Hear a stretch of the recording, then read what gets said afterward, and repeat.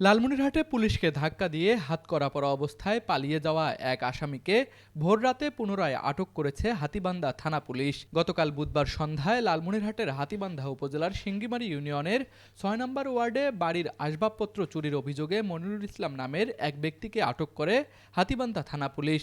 এ সময় হাতকড়া পরা অবস্থায় পুলিশকে ধাক্কা দিয়ে পালিয়ে যায় সে। পরে পুলিশ রাতভর অভিযান চালিয়ে ভোররাতে তাকে পুনরায় আটক করতে সক্ষম হয়েছে। সিঙ্গিমারী ইউনিয়নের দক্ষিণ গড্ডিমারী ৬ নং ওয়ার্ডে জনৈক ফারুক হোসেন নামের ব্যক্তি থানায় আসিয়া অভিযোগ করেন যে তার বাড়িতে চুরি হয়েছে এবং এই চুরির একটা সিসি ফুটেজ আছে।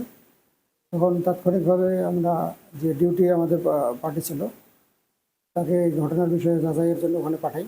সেই সিসি ফুটেজ দেখে বাদী সহ আসামিকে শনাক্ত করে পরবর্তীতে সন্ধ্যার পরে তাকে আটক করে পুলিশ। আটককালে তার ভাষ্যমতে যে সে চোরাই মাল উদ্ধারের জন্য অভিযান পরিচালনা করা হয়।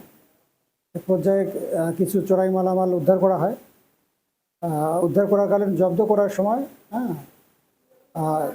যে পুলিশের হ্যান্ডকাম লাগানো অবস্থায় সে পুলিশকে ধাক্কা মেরে উল্টে ফেলে দিয়ে সে দৌড়ে পালিয়ে যায়। ঠিক আছে। পরবর্তীতে হাতীবান্ধা থানা পুলিশ রাতভর অভিযান চালিয়ে আজকে সকালবেলা সিঙ্গিমারী ৬ নং ওয়ার্ড এলাকা থেকে তাকে আমরা গ্রেপ্তার করতে সক্ষম হই।